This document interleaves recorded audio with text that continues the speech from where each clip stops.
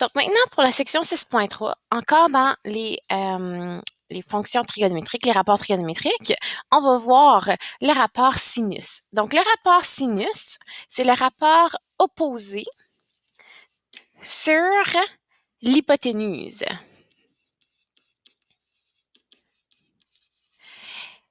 Donc, le rapport opposé sur hypoténuse s'appelle le sinus.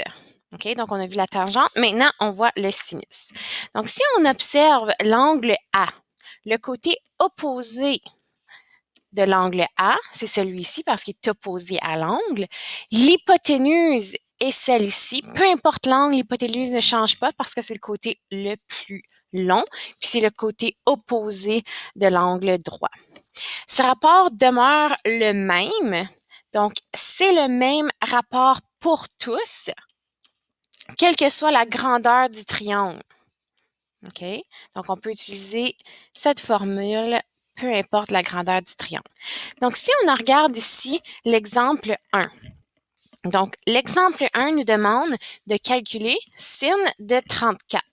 Donc, qu'est-ce que tu dois faire? Tu dois mettre dans ta calculatrice sin de 34. Encore une fois, tu t'assures qu'elle est en degrés. Et ça devrait te donner 0,5592. Si je fais sin de 86, donc essaie-le sur ta calculatrice. Assure-toi que ta calculatrice est en degrés. Ça devrait te donner ça ici. OK? Détermine la mesure de l'angle au degré près. Maintenant, si je cherche l'angle, OK? Ici, on la connaissait. On connaît l'angle. Donc, maintenant, si je cherche l'angle, je dois faire sin moins 1 sur ta calculatrice de 0,3090. Ça va te donner X. Donc, si tu fais sin moins 1 sur ta calculatrice de ce nombre-là, ça devrait te donner 18 degrés qui est égal à X. Donc, faites-le avec ta calculatrice, assurez que vous savez bel et bien comment votre calculatrice fonctionne parce que ça diffère d'une calculatrice à l'autre. Donc, sin moins 1 de 0,9063, 65 degrés est la mesure de l'angle K. OK?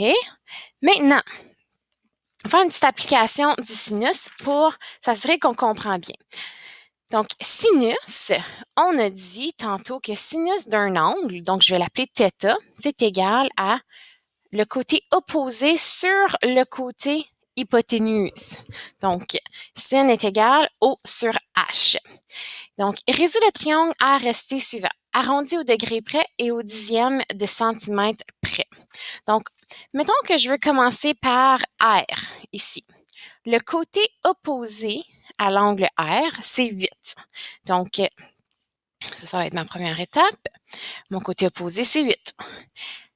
L'hypoténuse, ici, c'est 17, parce que c'est le côté le plus long. Donc, si je fais 8 divisé par 17, ça va me donner la réponse de sin θ. Donc, sin θ égale à 8 divisé par 17. Moi, je cherche l'angle R.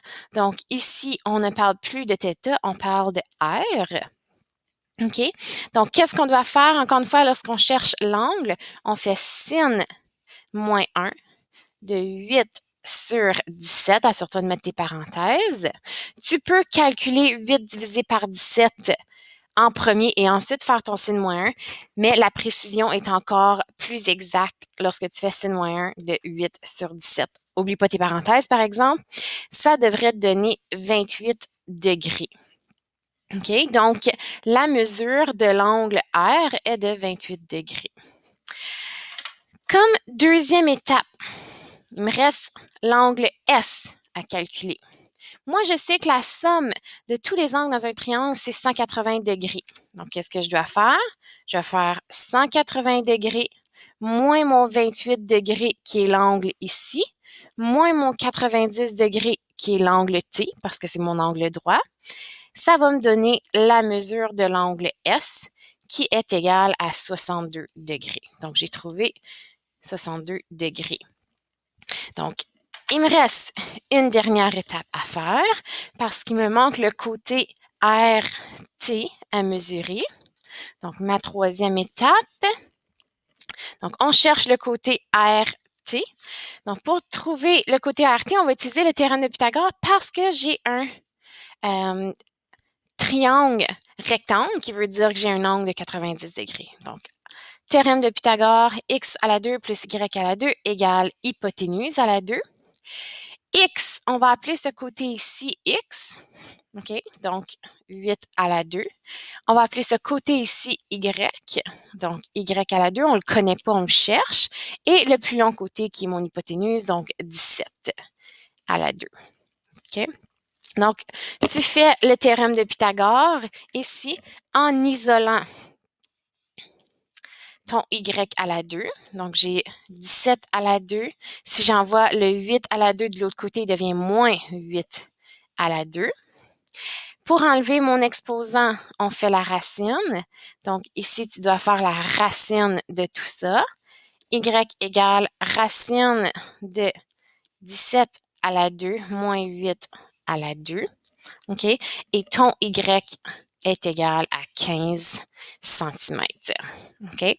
Donc, ici, assure-toi, si tu fais tout ça en même temps, de mettre tes parenthèses. Sinon, tu peux les faire individuellement et ensuite évaluer la racine. Comme je vous ai dit dans les autres vidéos, habituellement, quand on met la racine, on met un plus ou moins, tandis qu'ici, on parle de mesure, donc c'est une mesure positive. Donc, c'est pour ça qu'on garde la mesure positive et non la mesure négative. Dernier petit exemple que je vais faire avec vous, c'est l'exemple 5, une mise en application. J'ai le câble tirant un parapentis qui mesure 90 mètres. Donc, j'ai un câble de 90 mètres, puis j'ai mon parapentis qui est ici. Donc, très important de faire des dessins pour visualiser. Un membre d'équipage de l'embarcation estime que l'angle formé par le câble et la surface de l'eau est d'environ 40 degrés. Donc, ici, on a l'eau. L'angle formé entre l'eau et le câble est de 40 degrés. Détermine la hauteur du parapentis au-dessus de l'eau au mètre près. Donc, la hauteur, c'est celle-là ici. Donc, je vais écrire hauteur. C'était mon parapentis. C'est ça que je cherche. OK? Donc, je connais cet angle-là. Ça ici, c'est mon côté opposé. Ici, c'est mon côté hypoténuse. Ça ici, c'est adjacent. Donc, je cherche O et GH. Je vais utiliser le rapport sinus.